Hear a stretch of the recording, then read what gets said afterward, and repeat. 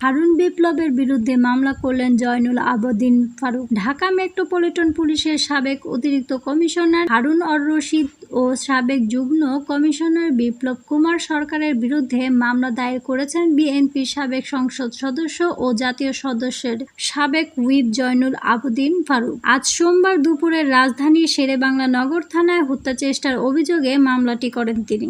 মামলায় ফারুক অভিযোগ করেছেন, 2011 সালে হরতাল উপলক্ষে মিছিল করার সময় জাতীয় সংসদের দক্ষিণ প্লাজা ন্যাম ভবনের সামনে এলে তিনি সহ বেশ কয়েকজন সংসদ সদস্যর উপর হামলা করেন। সে সময় তেজগাঁও বিভাগের তৎকালীন এডিসি হারুন অর রশিদ ও সরকারি পুলিশ কমিশনার বিপ্লব কুমার সরকার। মামলাটি গ্রহণ করেছেন শেরেবাংলা নগর থানার পরিদর্শক সজীব দে। মামলার বিষয়ে জয়নুল আবেদিন ফারুক বলেন, বিএনপির চেয়ারপারসন বেগম খালেদা জিয়া দলের পক্ষ থেকে 2011 সালের দুদিনের জন্য হরতাল কর্মসূচি ডাক দিয়েছিলেন। হরতাল চলাকালীন আমার সহযোদ্ধাদের সঙ্গে নিয়ে জাতীয় সংসদ ভবনের সামনে থেকে মিছিল নিয়ে ফার্ম গেটের উদ্দেশ্যে রওনা দিচ্ছিলাম। তখন পুলিশ কর্মকর্তা হারুন বিপ্লব সহ তার অধীনস্থ কর্মকর্তা মিলে মিছিলে বাধা কথা কাটাকাটি। এক পর্যায়ে হারুন ও বিপ্লব তাকে ফোর্স নিয়ে আমার উপর হামলা